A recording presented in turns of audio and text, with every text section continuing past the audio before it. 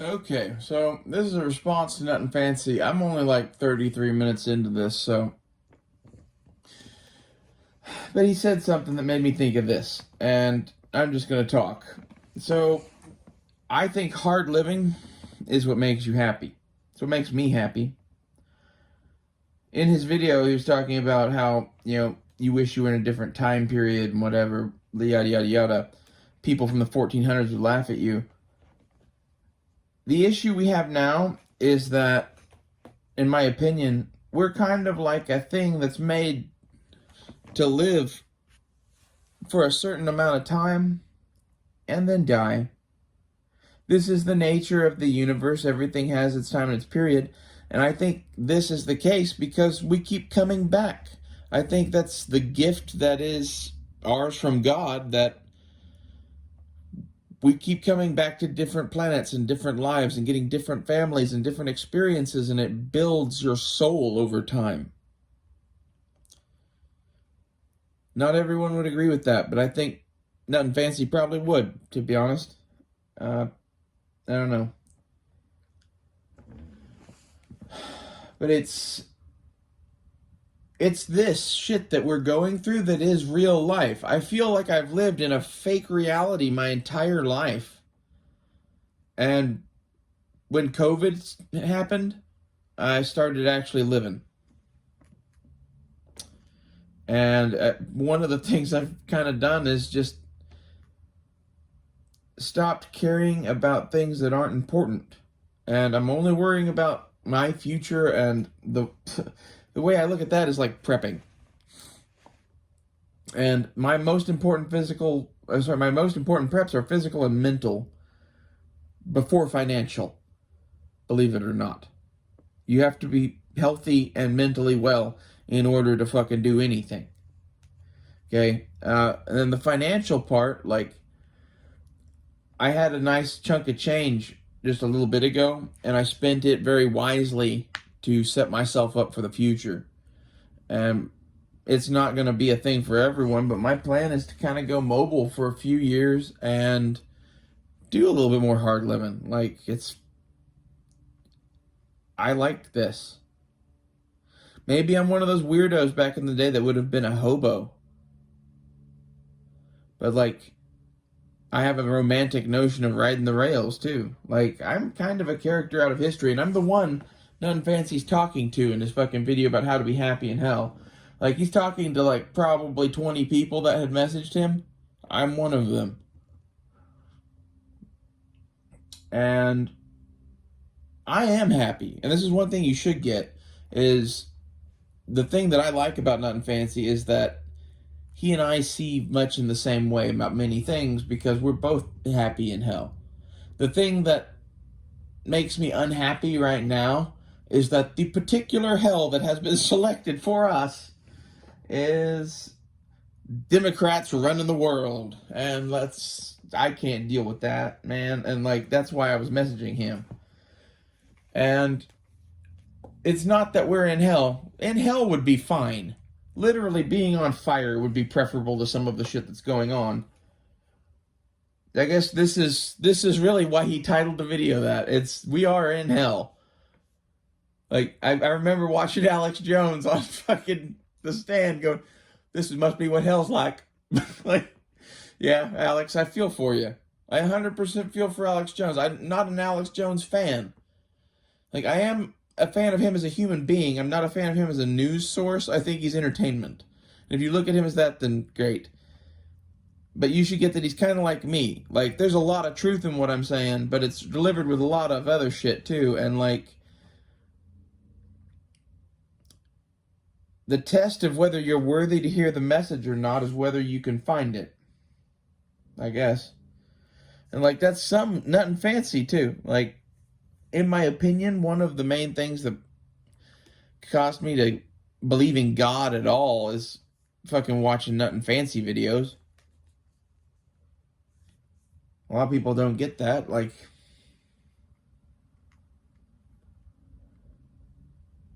I was already looking at similar things, and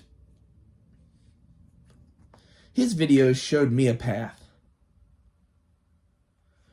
And I like it. And half of why I do this whole bullshit on the internet at all is to put a voice into the transgender community that isn't those people at all. Like, I am my own thing and my own weirdo or whatever, but like, if you met me, I look like a chick. Like, I get hit on in public and shit. It's kind of embarrassing now. Like, I like it. But at the same time, like, you should get that that's the person that's talking to you. Like, I'm on camera every once in a while. I'm not today or yesterday because I'm crying and a mess and I have a pimple and, like, I don't want to play today. So you get the Apocalypse Now fan view. You know? And you get to see my sword. This is the Cold Steel Samshir that I like.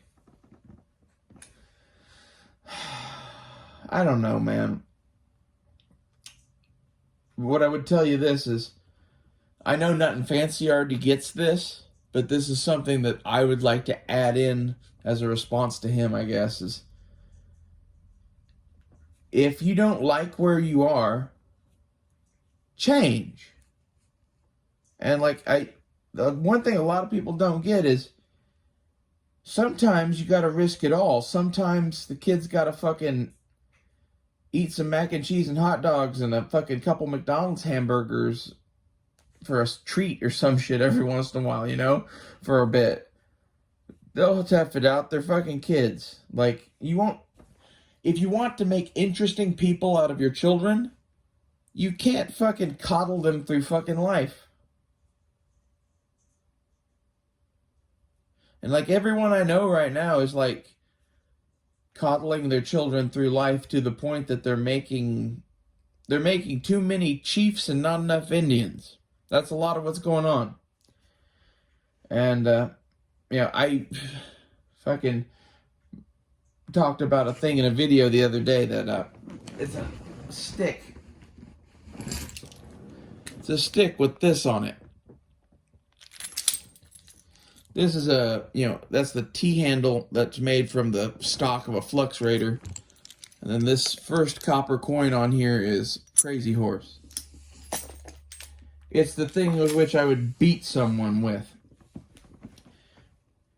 It's like a melee weapon, right? Carry it in your pocket, with your keys or some shit. Ow. What the hell is that? Oh, that's my fucking packet.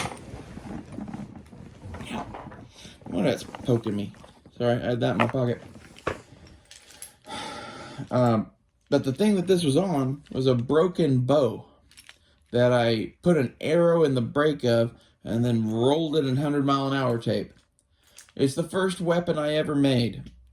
I found it where I had cast it aside. Like, God, this is 20 years ago. I found it on July 8th while I was coming to God, basically. I don't know, I was having a spiritual experience. And I found that stick and I rolled that tape on it and I slid this into the fucking arrow and the bow. And like, it's like it's a coup staff. Like, it's what it is. It's like, I don't know. I put holes in all of this shit. And like, they all mean something to me. And like, this is the way I think many people should be, is like, I measure myself by like the demons I've slayed in my own personal life and the times that I've fucking won, basically. That's how I stay happy. I don't know, maybe having a coup count isn't for everybody, but like, counting coup is an idea from Native Americans where like, traditionally it was a game played in combat between tribes, and the thing you had to do was lay hands on the enemy without killing him. I lay hands on people a lot in my life. I like to tell people that my coup count is like beyond reckoning given some of the things that I've done. In my life, I've been a bouncer. In my life, I've been a fucking hooker. I've been a fucking girl at a nightclub. I've been a lot of things. And like some of those times, people try to fuck with you and you end up having to lay hands on them and you don't end up fucking killing them. And like that's what the coup count's about to me. That's how I measure my own success or failure in life. And I got that from my grandfather and like John Wayne. Like go watch the movie Hondo. Go watch the movie Hondo and get that it's a good way to be. And like maybe Hondo isn't the happiest person on earth, but he's alive and he's considerably happier than most of the people in that movie.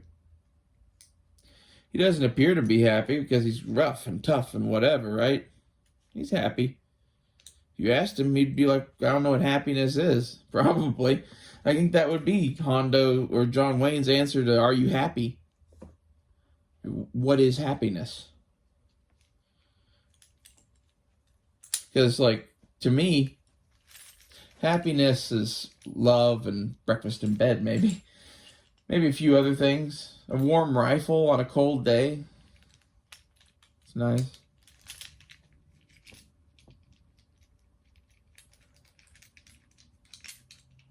There's many ways you can judge whether you're happy or not. And my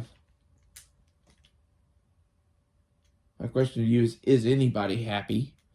And is your happiness really a thing that is relevant to the conversation at all?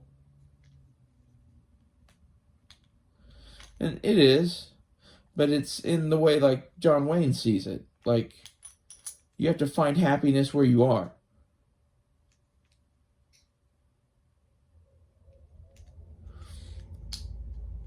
And like the way that I do this most of the time is by loving nature and creating things. Like I'm a knife maker, blacksmith, carpenter, a lot of other things. I like making shit. If they really let me, I'd probably make some sort of vehicles for road travel, but like they'd be stupid and ridiculous and whatever. Like I want a trebuchet with an engine in it. Like just hauling ass down the highway in Oklahoma in a wood frame trebuchet with a V8. They aren't really gonna let me do that probably. So like this is where some shit where like there's a part of me that wants to load up Ghost Rider and just go show up at Jesse James' place and not leave.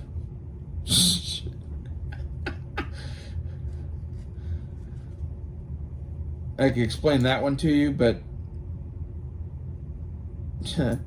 that boy's got the devil in him too. Like that's a lot of things. Is the whole thing of having the devil in you. I don't know what this is, but like I'm restless and I want to go places. I want to do things, and like I'm here to fucking do shit. I'm not here to fucking sit in a cubicle and fucking watch my whole life disappear. Fuck that. I'm going to go out with my boots on, hell or high water. That's where it is now. Like they've made a society where you don't get a good death. The only thing that really matters in reality is living well and dying well. Like, go watch Hondo. I'm going to end it here because I'm starting to cry. I'll see you guys later.